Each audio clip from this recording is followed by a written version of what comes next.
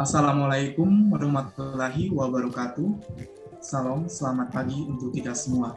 Sebelumnya, terima kasih atas waktu dan kesempatan yang telah diberikan kepada kelompok kami. Yang kami hormati, Ibu Lida selaku dosen pengampu mata kuliah Reformasi Birokrasi, dan yang kami kasihi teman-teman sekalian.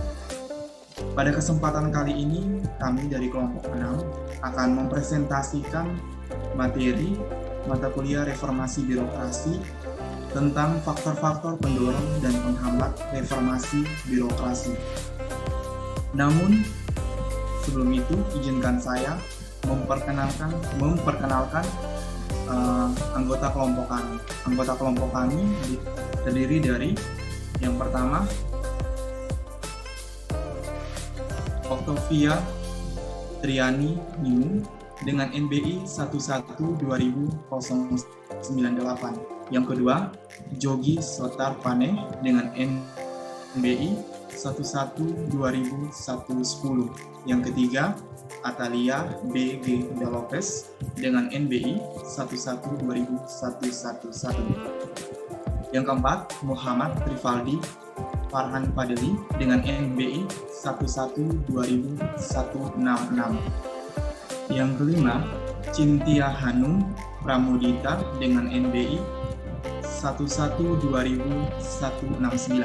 Dan yang terakhir, saya sendiri, Norbertus Darius Ati dengan NBI 112179. Saya sebagai moderator dalam kelompok kami. Baik, langsung saja saya berikan kesempatan terlebih dahulu kepada teman saya Rivaldi untuk mempresentasikan materi kami. Silakan.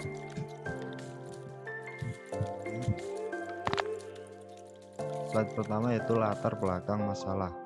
Reformasi merupakan satu kata yang tidak asing didengar oleh masyarakat.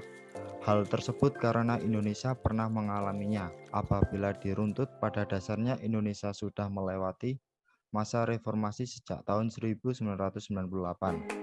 Sejak saat itu pula, Indonesia telah melewati berbagai macam perubahan. Pada hakikatnya, reformasi yang terjadi di Indonesia secara tersirat mengharapkan adanya pemberantasan KKN dan pelayanan publik yang lebih baik. Sehingga untuk mewujudkan good governance, maka perlu adanya reformasi dalam birokrasi, sebab menyangkut penyelenggaraan negara untuk mewujudkan perbaikan pada pelayanan publik. Dengan kata lain, reformasi birokrasi akan sejalan pula dengan reformasi pelayanan publik, karena setiap penyelenggaraan negara sebenarnya akan bermuara pada pemberian pelayanan publik. Tepatnya, pelayanan yang diberikan berorientasi pada keuntungan sehingga masyarakat sulit untuk mendapat pelayanan, khususnya pelayanan dasar, seperti contoh pada bidang kesehatan dan pendidikan dengan adanya rumah sakit swasta, sekolah swasta, dan sebagainya.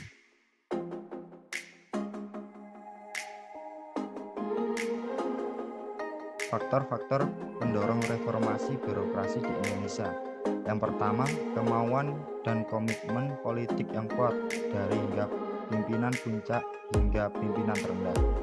Yang kedua, tersedianya dana atau anggaran untuk melaksanakan program dan kegiatan reformasi birokrasi dan peningkatan kesejahteraan pegawai.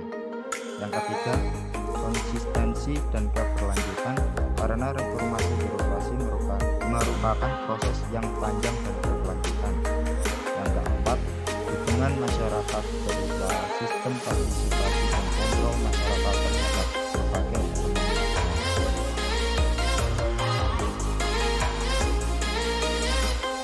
Baik,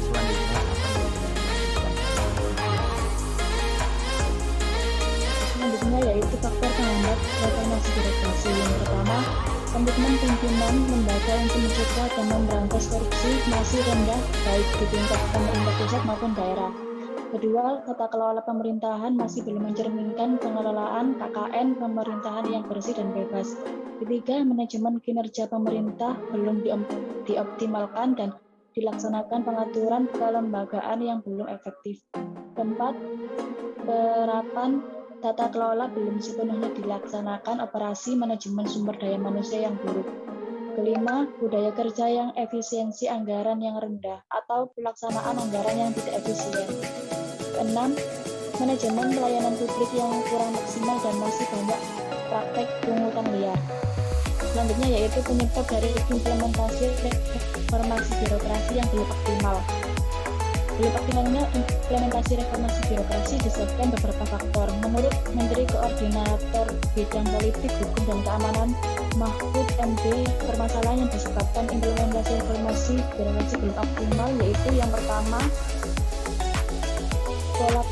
pola pikir birokrasi, dan yang kedua komitmen pimpinan. Selanjutnya akan dijelaskan oleh Okta.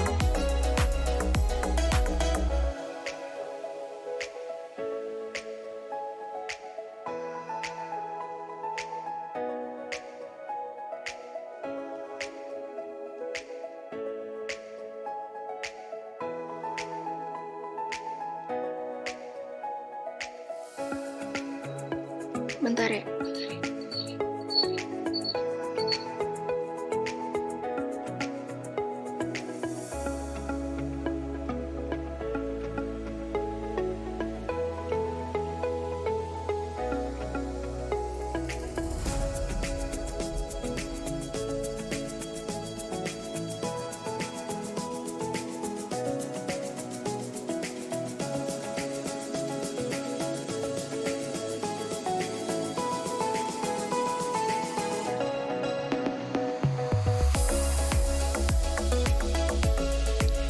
Yang pertama, pola birokrasi. Pola pikir birokrasi masih memposisikan diri sebagai penguasa ketimbang pegawai negeri, seperti terlihat pada pelayanan yang lambat, prosedur yang rumit, dan budaya subordinasi yang melekat yang mendorong taktik KPN. Yang kedua, komitmen pimpinan. Menurut Mahfud MD, bahwa setiap perubahan harus selalu dimulai dengan komitmen seorang pemimpin. Perubahan tidak dapat terjadi tanpa pemimpin dan komitmen pemimpin. Pemimpin harus berkomitmen untuk memodernisasi birokrasi, antara lain dengan menerapkan sistem informasi, menyederhanakan prosedur yang rumit, dan mempercepat pelayanan kepada masyarakat. Pemimpin dengan komitmen dan keinginan yang kuat untuk mendorong birokrasi yang dipimpinnya tentunya akan selalu mendorong terciptanya good governance dan clean government di lingkungan kerja masing-masing. Berikut dilanjutkan oleh Grace.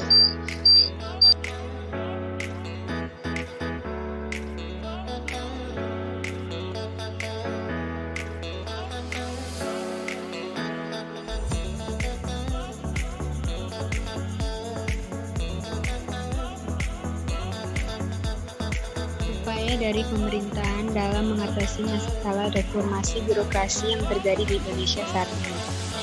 Birokrasi di Indonesia ditandai dengan pendekatan praktik tata kelola yang mengarah pada praktik paradigma manajemen publik baru yang diwujudkan dalam upaya menciptakan tata kelola yang efektif, efisien, dan berorientasi pada hasil. Upaya peningkatan ketahanan lingkungan setiap instansi pemerintah yang terus berlomba-lomba menciptakan nilai baru di lingkungan instansi masing-masing, kesemuanya dirancang untuk memelihara internalisasi perubahan mindset dan cultural set dengan mengedepankan demand-based reform.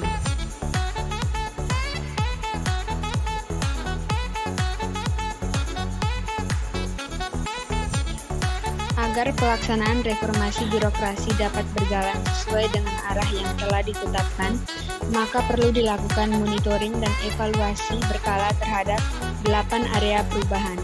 Yang pertama, organisasi, yang kedua, tata laksana, yang ketiga, peraturan perundang-undangan, yang keempat, sumber daya manusia aparatur, yang kelima, pengawasan, yang keenam, akuntabilitas, yang ketujuh, pelayanan publik, yang kedelapan, mindset dan cultural set aparatur.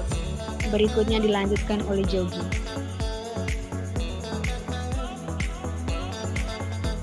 Jadi dengan adanya upaya besar untuk meningkatkan kualitas pelayanan publik dengan mengembangkan atau membangun sistem pelayanan terpadu atau public service mall, sistem informasi pelayanan publik dan pelayanan publik elektronik atau e-service, sistem manajemen atau SP4, N-lapor, respon, dan inovasi pelayanan publik lainnya dapat mengoptimalkan reformasi birokrasi berjalan secara efisien dan efektif, dan diharapkan tidak ada lagi pelayanan yang terbelit-belit.